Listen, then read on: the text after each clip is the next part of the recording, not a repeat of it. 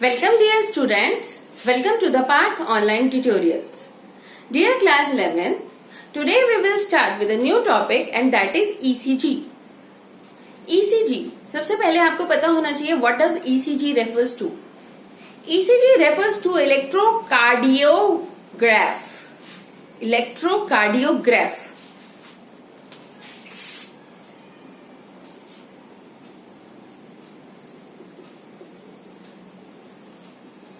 देखो इसमें दो टर्म आएंगे बेटा, एक होगी इलेक्ट्रोकार्डियोग्राफ और दूसरी टर्म होगी electrocardiogram.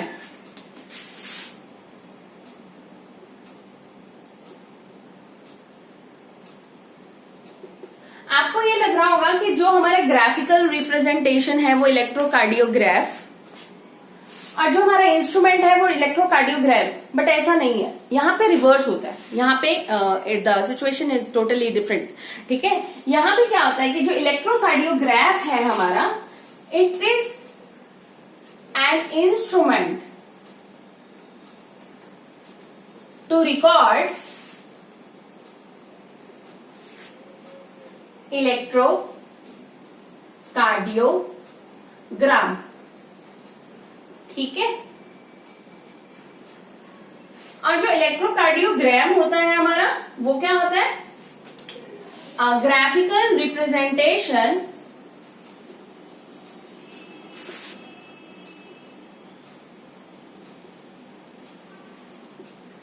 Of working of heart. ये कैसे हमारे हार्ट के अंदर इंपल्सेस जो होते हैं वो ट्रेवल करते हैं।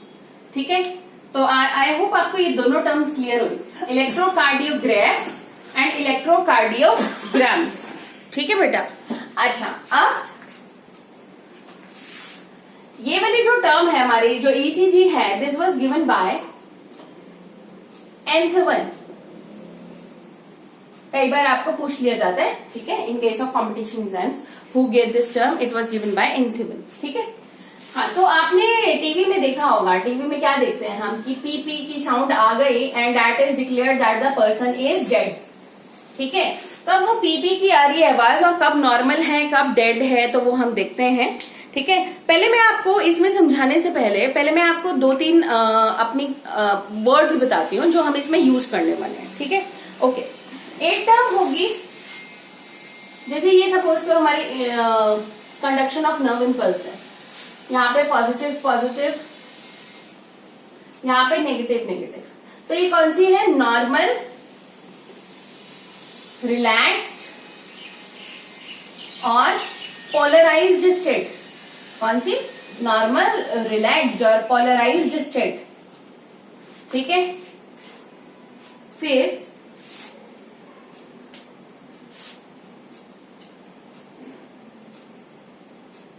अब यहाँ पे रिवर्सल ऑफ चार्जेस हो गए। यहाँ पे देखो, ये देखेंगे, रिवर्सल ऑफ चार्जेस हो गए।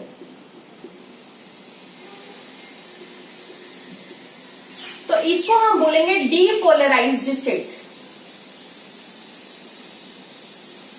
क्या बोलेंगे? Depolarized state.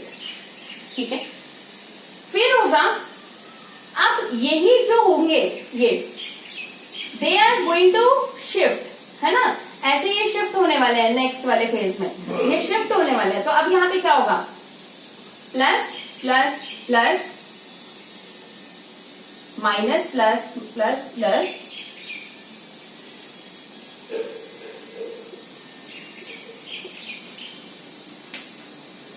अब यहां पे क्या होगा?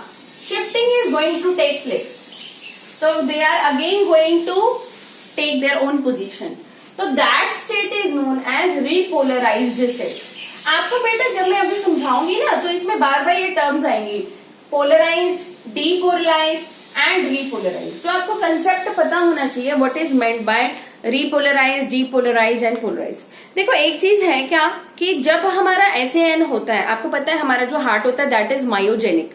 Why it is called as myogenic? Because it is stimulated with the help of जो impulse होती है वो generate होती है with the help of a muscle। कौन सी मसल? SAN, है ना, इसके कंट्रोल में है सब कुछ।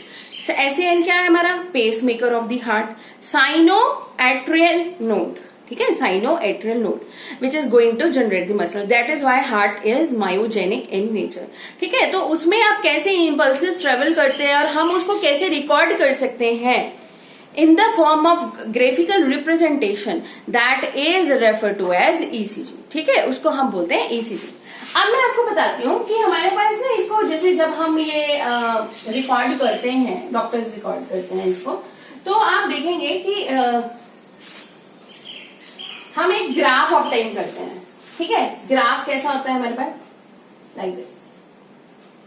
ये पीक्स ऑब्टेन कर रहे हैं हम। ये एक नॉर्मल स्टेट वाला है, नॉर्मल पर्सन का। ठीक है, this is for a normal person, जिसमें पी, ये P, Q, R, S and T, ये 5 पॉइंट्स होते हैं जिसके बेसिस पे हम अपने ग्राफ को ऑब्टेन करते हैं। ये पीक्स होते हैं। ठीक है, this is P, Q, R, S, T. This is for a normal person. ठीक है, अगर एक नॉर्मल पर्सन का हम देख रहे हैं तो उसका ईसीजी ऐसे होगा बेटा, फॉर अ नॉर्मल पर्सन। अब ये पॉइंट्स क्या इंडिकेट करते हैं, किस टाइम पे सिस्टोल हो रहा है, किस टाइम पे डायस्टोल हो रहा है, किस टाइम पे रिलैक्सेशन और contraction that is taking place, that we will see in this graph. ठीक है बेटा,